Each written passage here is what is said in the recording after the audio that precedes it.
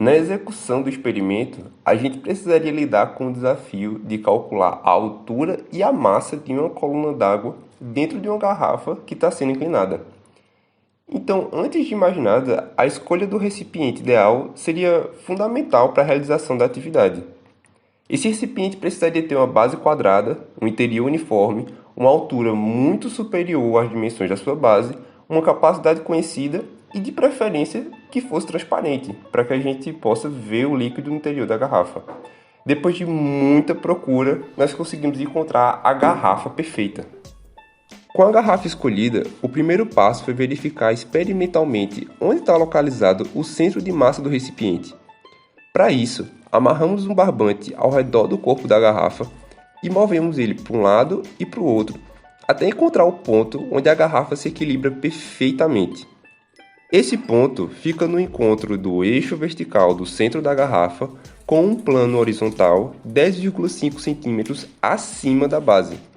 De início, achamos essa descoberta curiosa, já que o corpo da garrafa tem aproximadamente 20 cm com mais 7 cm de gargalo, o que intuitivamente nos faz pensar que o centro de massa dessa garrafa estaria um pouco mais acima do que realmente está. Só que verificando melhor a embalagem, percebemos que tem um aumento na espessura do vidro mais próximo da base, o que talvez tenha sido uma estratégia do fabricante para tornar a embalagem mais resistente. E isso faz com que o centro de massa caia um pouco. Sabendo a posição do centro de massa no interior da garrafa, conseguimos agora estimar a inclinação máxima que essa garrafa consegue chegar antes de tombar para o lado. Para isso, só precisamos imaginar nosso centro de massa alinhado verticalmente com o apoio da base. Esse é o ponto de iminência da queda. Juntamos essa linha imaginária com a medida já conhecida da altura do centro de massa, junto com a metade da largura da nossa base quadrada, que mede 5,5 centímetros. A partir daí, conseguimos visualizar um triângulo retângulo. Aproveitando a relação entre as nossas medidas já conhecidas, descobrimos a tangente do nosso ângulo. A partir dessa tangente, calculando o arco tangente, chegamos ao ângulo de 14,7 graus. Conseguimos visualizar esse fenômeno na prática alinhando um transferidor entre a câmera e a quina de apoio da garrafa. Assim conseguimos checar em que ângulo ela despenca. Atendendo às nossas expectativas, após variar cerca de 15 graus, a garrafa perde o equilíbrio e cai.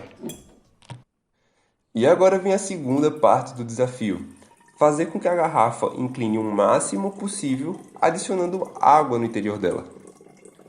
Como a gente faria para estimar quanta água precisa ser colocada?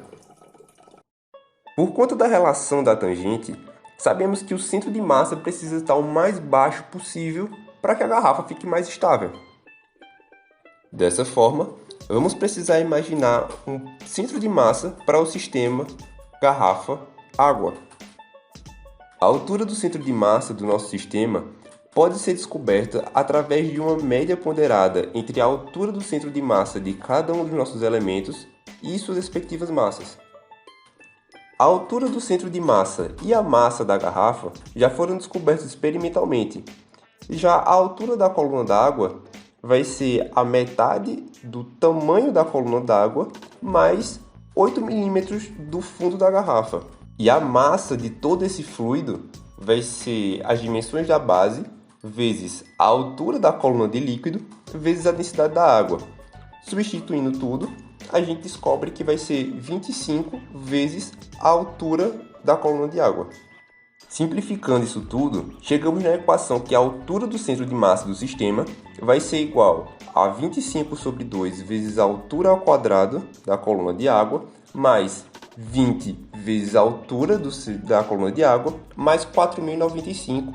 Tudo isso dividido por 25 vezes a altura da coluna de água, mais 390. Igualando a derivada dessa nossa equação a zero, descobrimos o ponto de inflexão da equação do centro de massa, ou seja, o ponto mínimo de centro de massa. Consequentemente, vai ser o ponto de maior estabilidade do nosso sistema. Esse resultado de 7,77 da nossa derivada equivale a 8,57 em y da nossa função original. Isso quer dizer o seguinte: quando a gente tiver 7,77 centímetros de altura na nossa coluna d'água, a gente vai ter um centro de massa na altura de 8,57 centímetros. Uma coisa é a altura da coluna d'água, outra coisa é a altura do nosso centro de massa. Através do mesmo cálculo que fizemos no primeiro experimento, descobrimos que dessa vez o ângulo de iminência de queda se aproxima de 18 graus, vai ficar 17,8 mais ou menos. No segundo teste experimental, colocamos água na garrafa até a altura que encontramos na nossa estimativa, ou seja, os 0,8 da base da garrafa mais 7,77, o que vai dar aproximadamente 8,6. Com a câmera, transferidor e garrafa devidamente alinhados, realizamos novamente o teste e dessa vez a garrafa despenca após variar 16 graus a partir de sua posição inicial.